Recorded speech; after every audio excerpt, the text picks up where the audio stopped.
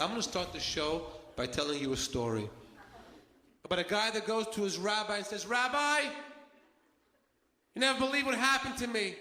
My son left the house and became a Christian." The rabbi said, "Shh. Never believe what happened to me. My son left the house too and became a Christian." So what do? We pray to God. They prayed to God, and God said, "You never believe what happened to me." Well, our next guest has been voted one of the top 10 comedians in New York City by The Hollywood Reporter. He's a co-founder of the Chosen Comedy Festival, which celebrates Jewish humor. Joining us via Zoom Live is Jewish comedian Modi. Good morning. Thank you so much for being here.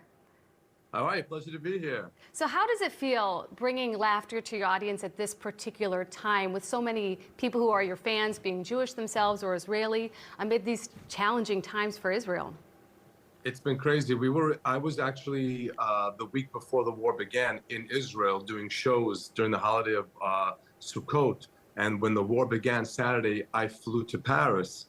I had a scheduled flight to Paris for 4 shows in Paris right after the war broke out. And we weren't sure if we were going to do it or not. You know, there's a war going on. People are on their phones.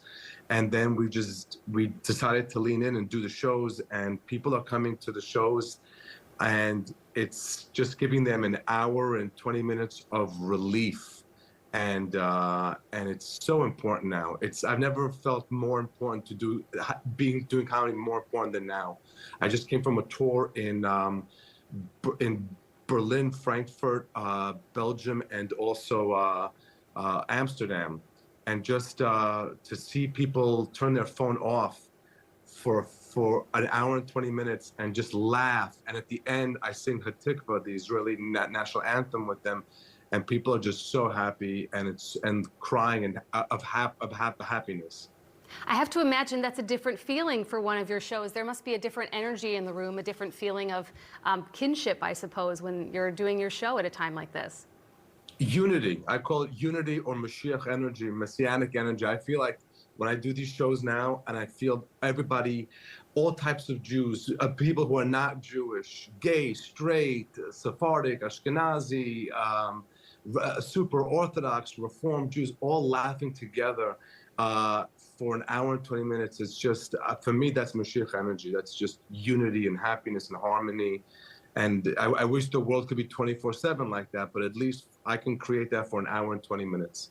And I understand you're donating a portion of the proceeds to Israeli organizations. Can you tell us about that?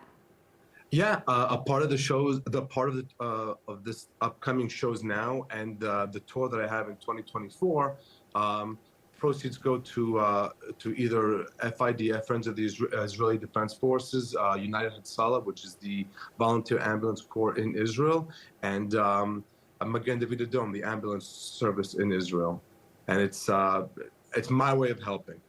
That's wonderful. You mentioned the Mashiach energy. Can you tell us a bit about that? Why is that so important? I don't know. For me, it's just, you know, as Jews, the most important thing is that the Messiah comes.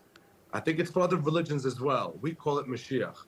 I believe that that Mashiach is already here, and that we just have to reveal it. And I do it through comedy. Some people do it through singing. Some people do it through hosting a radio show that brings happiness and light to people through recipes for stuffing and some relic show or whatever you were talking about before you got on, and the weather.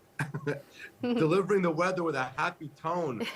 Hey, it's 30 degrees, but we're going to be nice for November in Milwaukee. This is amazing. That's Mashiach energy. Well, thank you so much for talking with us this morning, and have fun at the Improv. We always like it when you are in town. We like watching your videos online, too. We were doing that around the station this morning. So the show is coming up on Tuesday, November 14th at 8 p.m. Doors open at 6:30 p.m. We have more information on fox6now.com.